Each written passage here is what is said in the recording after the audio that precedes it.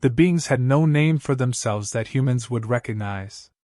They were advanced, logical, and emotionless creatures who prided themselves on efficiency. They had long mastered space travel, communication across galaxies, and the art of rational thought. To them, everything followed a clear path of cause and effect.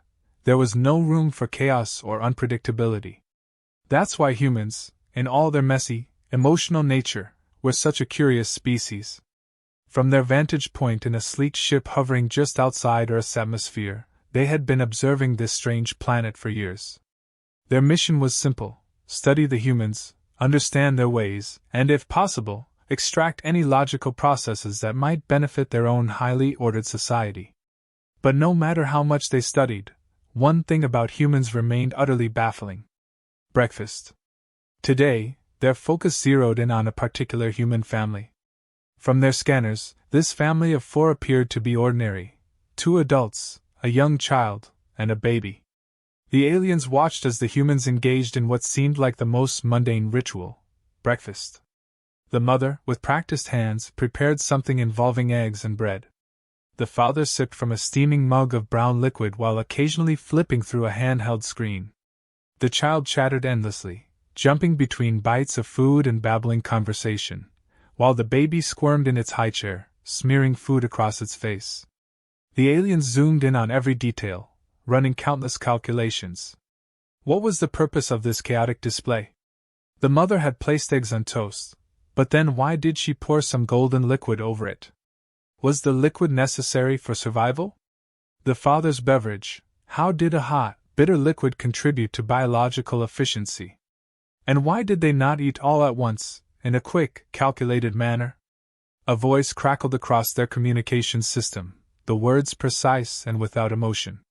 This ritual, though repetitive across the species, defies logic. Why not consume the necessary nutrients in one efficient dose? Another voice chimed in, slightly distorted through the static. Indeed. Their consumption methods are wasteful. Each bite is taken separately. Nutritional intake should be simultaneous for maximum efficiency. The being's society consumed nutrient-rich paste, a balanced formula providing all necessary sustenance with zero variation. The idea of mixing textures, temperatures, and flavors in a single meal was inconceivable. The lead observer, who had been silently watching the human family, finally spoke. There is more here than simple consumption. Observe the mother's interaction with the smaller humans. The others watched as the mother smiled, laughed softly at something the child said, and handed a piece of toast to the baby, who promptly dropped it. The aliens, with their emotionless minds, could not compute the significance of the moment. The child laughed, the mother sighed with amusement, and the father seemed oblivious, immersed in his screen. Yet there was something happening, something intangible that eluded the aliens' data models. What function does this interaction serve? One of the beings asked. There is no logical outcome to these exchanges.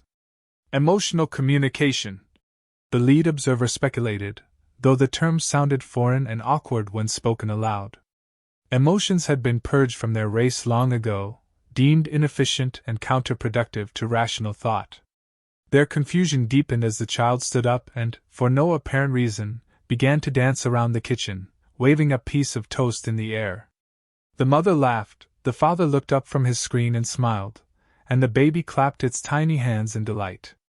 To the aliens, this was the height of inefficiency. Time wasted on pointless movement and sound when food consumption should have been completed. One alien offered a hypothesis.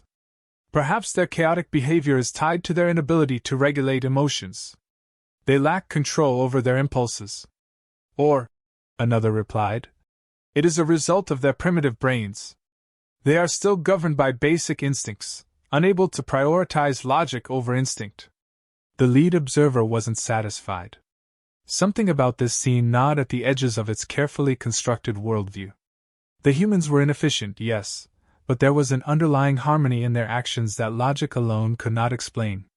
The data didn't lie, yet it failed to fully capture the complexity of what was happening before their eyes. The mother sat down with her own plate of food, joining the others. They ate together, but not with the singular focus the aliens expected. The child would pause mid-bite to tell a story, and the father would respond, his words soft and gentle. The mother occasionally fed the baby, wiping away crumbs with a tenderness that seemed almost absurd in its inefficiency. But there was something here, a bond. The family was not just consuming food, they were interacting in ways the aliens couldn't understand. It wasn't about the nutrition, it was about something more abstract. Something emotional. The lead observer gave an order. Increase the sensory monitoring. We need to understand the full scope of this ritual. They adjusted their sensors, but the additional data only added to their confusion. The humans' heart rates increased at irregular intervals, yet not due to physical exertion. Their vocal patterns were erratic, with no clear structure or purpose. Yet, despite this unpredictability, the family seemed content. That word made no sense to the aliens. Contentment had no place in their highly structured society. Finally, the lead observer concluded, "We must delve deeper. This breakfast holds more significance than mere sustenance. It may be necessary to directly interact with these beings to fully comprehend their illogical ways." The others hesitated. Direct contact with humans had been rare, as their erratic behavior and emotional responses posed a risk to the observer's carefully maintained objectivity. But the lead observer was resolute. Without understanding this ritual, we may never unlock the full potential of their species. Prepare for further observation, and ready a team for potential contact. As they disengaged their sensors and retreated to the shadows of space, the family below continued their breakfast, unaware of the beings watching them from afar. To the humans, it was just another morning. But to the aliens, it was the beginning of something far more significant, something that would challenge their very understanding of logic, efficiency, and the strange, unpredictable nature of human life. The aliens continued to watch the human family, their sensors capturing every detail. The humans were now fully engaged in their breakfast, a chaotic symphony of tastes, textures, and sounds. The mother had placed a stack of pancakes on the table, golden and soft, drenched in a sticky amber liquid. The father took a sip of his dark, bitter beverage, the steam curling upward lazily. The child dug into the plate, alternating bites of sweet pancakes with savory eggs, while the baby clumsily grasped at pieces of food, more often smearing it than eating it. To the aliens, this made no sense. The sheer variety of textures and flavors baffled them. They consumed their nutrients in the most efficient form possible, one flavorless paste, perfectly balanced, delivering everything their bodies required. There was no pleasure in it, no time wasted preparing it. The idea of mixing bitter with sweet, hot with cold, or even bothering to cook the food at all was beyond comprehension. "Why such complexity?" one alien asked, its voice sharp with curiosity. "Why do they mix substances that have no efficiency together?" The lead observer ran through the data. "It serves no biological purpose. The energy expenditure in preparing multiple flavors and dishes is illogical." Another voice chimed in. "They could achieve the same results with a single nutrient blend. The additional effort is unnecessary." Their advanced technology allowed them to simulate the human breakfast, replicating it down to the molecular level. But when they tested it within their own system, it provided no further benefit than their existing methods. In fact, it was less efficient. The extra time spent preparing and consuming these very dishes could have been used for productive tasks, or better yet, simply eliminated. Yet, the humans seemed to enjoy this ritual. The child, in particular, expressed this strange behavior known as happiness, a concept that had no equivalent in the alien society. The child's face lit up with every bite of pancake, and the parents exchanged amused glances at the baby's messy attempts to eat. "What are they gaining from this interaction?" an alien asked, perplexed. "Nutritionally, there is nothing remarkable here. It is not about the food alone," the lead observer responded. "It seems emotional." Emotions. The very word was uncomfortable to them, a reminder of the chaotic state their own species had left behind long ago. They had once been like the humans, swayed by irrational feelings, but they had evolved beyond that, purging such inefficiencies to focus purely on logic and reason. Yet here were these humans, reveling in their emotions, using them to connect with one another, particularly during this breakfast ritual. The mother leaned over to wipe the baby's face with a soft smile. The father chuckled at the child's incessant talking. And even though these gestures seemed to waste time, they were exchanged so naturally, so fluidly, as if they were essential to the experience. There was an unspoken connection between these humans that the aliens couldn't fully grasp. These gestures, one alien said, they serve no purpose. Why does the mother repeatedly clean the smaller one? Why does the older human smile and laugh when the smaller one speaks nonsense? Their communication is unnecessary. Another alien agreed. There are no productive outcomes from these exchanges. But the humans didn't stop. Laughter and conversation continued to flow as easily as the coffee being poured. The aliens tried to replicate these nonverbal interactions through their own systems, attempting to inject the variables into their simulations, but every model failed. They could not account for the invisible connection that the humans seemed to share. It was beyond their comprehension. Frustration mounted among the aliens as they watched. How could a species so illogical, so inefficient, thrive the way humans did? Why did they waste time on these intangible exchanges, these fleeting moments of what humans call bonding? The aliens could not replicate it, and the failure gnawed at their minds. To further their understanding, they decided to simulate the full breakfast experience. Using their advanced technology, they created a virtual representation of the meal, complete with the exact molecular structure of the food and a reproduction of the family's emotional interactions. Yet, even in their highly advanced system, it fell flat. The pancakes were tasteless, the coffee offered no satisfaction, and the simulated emotions were hollow, lacking the depth and spontaneity of the humans' real-life interactions. What are we missing? One alien asked, frustration evident in its usually measured tone. The lead observer remained silent for a moment, watching as the mother shared a knowing glance with the father, both laughing as the baby threw a piece of food onto the floor. The child, not missing a beat, joined in the laughter, and the moment passed as though nothing of consequence had happened. But it had. There was something in that shared look, that spontaneous reaction, which the aliens could not quantify. This cannot be reduced to logic, the lead observer finally said. There is something more here, something outside our calculations. The aliens were growing restless. They were masters of logic, their entire society built on reason and efficiency. Yet here were humans, thriving on chaos and emotion, defying all logical explanation. How could a species that wasted time on such trivial interactions be so successful? The breaking point came when the child, mid-bite, knocked over a glass of milk. It spilled across the table, spreading in a slow wave toward the edge. The mother gasped, the father sighed, and the child looked momentarily stunned. But instead of frustration, instead of anger or disappointment, the family burst into laughter. The aliens were stunned. They find amusement in failure? One of them asked, utterly baffled. This is madness, another replied. Their inefficiency, their waste, they do not even recognize it as a problem.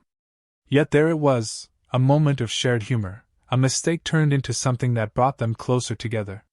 The aliens watched, bewildered, as the humans cleaned up the mess without a second thought, their laughter still lingering in the air. The humans didn't dwell on the spill, they moved past it as if it were nothing more than a minor inconvenience, an excuse to share a moment of joy. The lead observer felt something shift within them, a growing realization that what they were witnessing could not be explained by their models or simulations. The humans were illogical, yes, but there was strength in their chaos, a resilience in their emotional bonds that transcended mere efficiency. The aliens had come to understand humans, but they were no closer to explaining them. And that, in itself, was the most bewildering revelation of all. The lead observer found itself in a state of internal conflict, a condition it had never anticipated. For a being whose existence was defined by logic and order, the recent observations of human life were proving deeply unsettling. Everything the humans did seemed to defy reason, yet somehow it worked for them. They thrived. As the observer reflected, a nagging thought surfaced. Perhaps there was something missing in its own understanding, something critical that couldn't be quantified through data alone. Another voice interrupted the silence of its contemplation, breaking the ordered rhythm of thought. One of the other observers, one who held fast to their race's beliefs, spoke with clear frustration. This species is beneath us. Their inefficiency is staggering, their reliance on emotional whims nonsensical. How can we learn anything from such a primitive way of living? The lead observer considered this. It had once believed the same, that their species was superior in every measurable way. They had evolved beyond the limitations of emotions, choosing instead the path of pure logic, where every action had a purpose, every outcome was calculated. Yet, the more they observed humans, the less felt. It is not as simple as we assumed, the lead observer replied, its tone contemplative. They are not governed by logic, but they are not failing either. In fact, they are thriving. Despite all their apparent inefficiencies, they find ways to overcome obstacles that should leave them vulnerable. This statement was met with silence. The observer could feel the tension in the collective, the resistance to even entertain the idea that there could be value in humanity's illogical ways. They're flawed, the other alien pressed. Their society is riddled with contradictions. They indulge in emotions, waste time on trivial pursuits, and yet, they persist. It's an anomaly. The lead observer wasn't so sure. It was beginning to think the human strength lay precisely in those contradictions. There was a flexibility in their approach to life that it had never considered valuable. In their rigid society, everything followed a predetermined path, but what if adaptability, unpredictability, was what allowed humans to endure? It was a troubling idea. Deciding to probe deeper, the lead observer initiated a broader scan. It wasn't enough to watch a single breakfast. They needed to understand more aspects of human life, their work, their interactions, the way they navigated problems both great and small. If their survival wasn't solely based on logic, then what was it? As the data streamed in, the observer saw human life in a new light. They worked tirelessly, yet always seemed to find moments for laughter, for emotional connection. Their days were punctuated with small challenges, a power outage, a sudden change in plans, unexpected issues, but instead of spiraling into chaos, they adapted. Humans were improvisational, rolling with the unpredictability of their world in ways that should have led to failure, yet often resulted in unexpected solutions. One incident stood out to the lead observer. The family's home had lost power during a storm, rendering their technology useless. The logical reaction, from the aliens' perspective, would have been panic or frustration. How could they continue without their essential tools? But instead, the humans adapted without hesitation. The mother retrieved an old camp stove, the father gathered candles, and within minutes they were cooking dinner together, laughing in the dim light as the storm raged outside. The child was delighted by the novelty, and even the baby seemed entertained by the flickering flames. The observer couldn't help but be fascinated. This was the exact opposite of its own society's approach. Their technology was perfect, flawless, and any deviation from order was seen as a failure. Yet here were humans, thriving in the face of adversity, turning an inconvenience into a bonding experience. The observer felt a deep sense of discomfort. This wasn't supposed to happen. Chaos was supposed to lead to disorder, and disorder to collapse. But that wasn't happening here. The family was stronger for it. Another alien, sensing the lead observer's conflict, broke the silence. This is irrational. They solve problems with no consistency, relying on chance rather than a clear, predetermined solution. It is unsustainable. The lead observer couldn't argue with the logic, but the evidence was undeniable. Humans were adaptable in ways their race was not. They didn't have the same reliance on order and predictability. Instead, they embraced uncertainty and found ways to thrive within it. The observer began to question whether its species' rigid way of thinking was, in fact, the limitation. They solve problems because they are forced to, the lead observer replied, its voice measured but thoughtful. Their world is unpredictable, and their solutions are born from necessity. They have learned to embrace chaos because it is their only option. The idea unsettled the others. To embrace chaos was to court failure. Yet, the humans didn't fail. They made mistakes, yes, but they learned from them. Their ability to improvise, to adapt to whatever life threw at them, was a strength that the observer had never fully appreciated. The lead observer felt a growing need to understand this resilience firsthand. Data alone couldn't capture the essence of what made humans successful. It was more than just an ability to solve problems. It was their emotional resilience, their capacity for connection, and their willingness to embrace the unknown. "I must experience it," the lead observer finally said, the decision crystallizing. "We've observed long enough. To truly understand, we need to live as they do. To be among them." The others recoiled at the thought. "You would abandon logic? Embrace their primitive ways?" "Not abandon," the lead observer corrected. "Understand. There is something here that defies our models. We need to learn what it is. To do that, we must be part of their world, not just observe it from a distance." There was hesitation in the air. The idea of blending in with humans, of experiencing their chaotic way of life firsthand, was unsettling for a race so deeply rooted in order. But the lead observer was resolute. It had to know. There was more to human survival than logic could explain, and the only way to uncover the truth was to walk among them, to experience the very unpredictability that had been so baffling from a distance. "Prepare a disguise," it ordered. "I will join them and learn what we have been missing." The decision had been made. For the first time, the lead observer would leave the safe confines of its ship and immerse itself in the human world, driven by the need to uncover the secret of their resilience. What it would discover, it couldn't yet predict, but that uncertainty, for once, felt less like a threat and more like an opportunity. The lead alien, now disguised as a human, found itself at the table with the family it had observed for so long. The experience was nothing like the distant, sterile surveillance it had conducted from the ship. Up close, everything felt more intense, more vibrant. The smell of coffee, the warmth of the stove, the sound of the child's laughter, all of it carried a weight the alien had never imagined. It sat among the humans, quietly observing. The mother was preparing breakfast, pancakes again, as she had on so many previous mornings. The father, as usual, had his cup of coffee, its bitter aroma filling the room. The children were already giggling, chattering away, their words spilling out in what seemed to be meaningless conversation. Yet, in person, the alien could sense something different. It wasn't chaos, it was connection. For the first time, the alien felt the rhythm of the human family's life, not through data streams or observation, but by being part of it. Each moment was unpredictable, yes, but there was a harmony to it. As the mother flipped pancakes, the baby reached for her, babbling nonsensically. The father responded with a playful grin, gently teasing the child, his voice warm with affection. It was in these small, seemingly insignificant exchanges that the alien began to feel the pulse of human existence. When the pancakes were served, the alien hesitated. It had never consumed food in this way, so varied in texture, temperature, and taste. Its own species had evolved beyond the need for such primitive sustenance. Still, it mimicked the humans, taking a bite.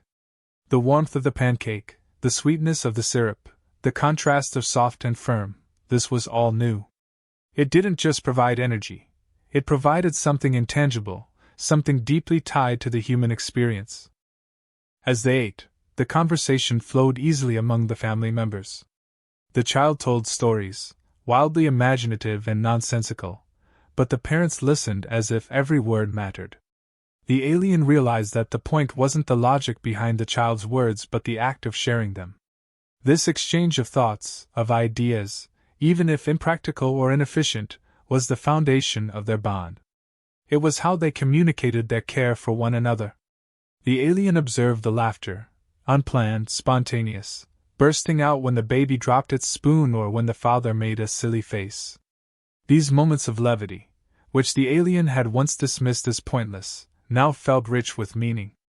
Laughter wasn't a waste of time, it was a release, a way for humans to connect, to process the unpredictability of life together. Slowly it dawned on the alien that what it had considered inefficiency was, in fact, a form of resilience. The humans didn't ignore their emotions, nor did they try to control every outcome. They embraced the uncertainty, the messiness of life, and in doing so, they had cultivated a strength the aliens' own society lacked.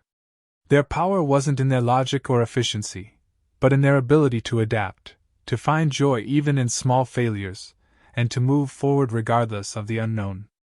As the meal continued, the alien found itself increasingly drawn into the flow of human life. It began to interact more, asking questions, though carefully, to avoid drawing suspicion. It asked the father why they didn't prepare something simpler, something that took less time. The father laughed, brushing off the question with a shrug. "Where's the fun in that?" That was it. Fun. The concept was alien to them, and yet, sitting at this table, the alien was beginning to understand. Fun wasn't about practicality or efficiency. It was about living. It was about finding joy in the unpredictable, in the unplanned, in the things that didn't make sense from a purely logical standpoint. It was this joy, this emotional richness, that gave humans their resilience. As breakfast drew to a close, the alien watched as the family cleared the table together, moving seamlessly as a unit despite the apparent chaos. The mother cleaned the baby's hands while the father stacked plates, all while the child danced around, still lost in their own world of imagination.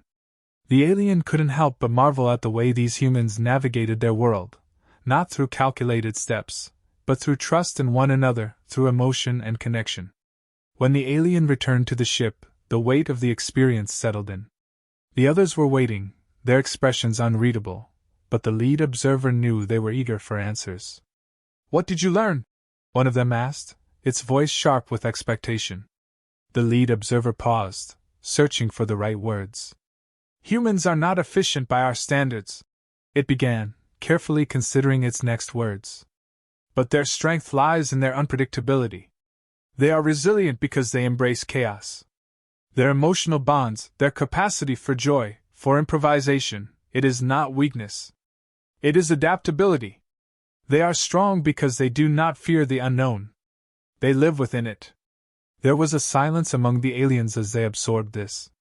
They had always believed that their own society, so orderly and logical, was superior in every way. Yet, here was a species that defied those principles, thriving in ways the aliens could barely comprehend. "We have become rigid," the lead observer continued, a note of reflection in its voice. "In our pursuit of order, we have lost the ability to adapt, to be flexible. We do not laugh. We do not improvise. We have sacrificed too much in the name of efficiency." The others shifted uncomfortably, their orderly minds struggling to process the implications. One of them finally spoke. "Are you suggesting we become like them? That we embrace this chaos?" "Not chaos," the lead observer clarified. "But adaptability. We must learn to bend, not break. There is a strength in their way of life that we cannot ignore. We can learn from them." As the meeting ended, the lead observer was left with its own thoughts, reflecting on the transformation it had undergone. What had started as a simple observation had become a revelation, shaking the very foundations of its belief system. It now understood that the complexity of the human spirit couldn't be captured by logic alone. In something as simple as a breakfast, the alien had glimpsed the vastness of human resilience. Their strength wasn't just in their minds, but in their hearts, in their ability to connect, to find meaning in the smallest moments, and to continue forward despite the unknown. The alien felt both admiration and a sense of confusion, knowing that while it had uncovered a profound truth, there was still so much it didn't understand. But for the first time, it was ready to learn.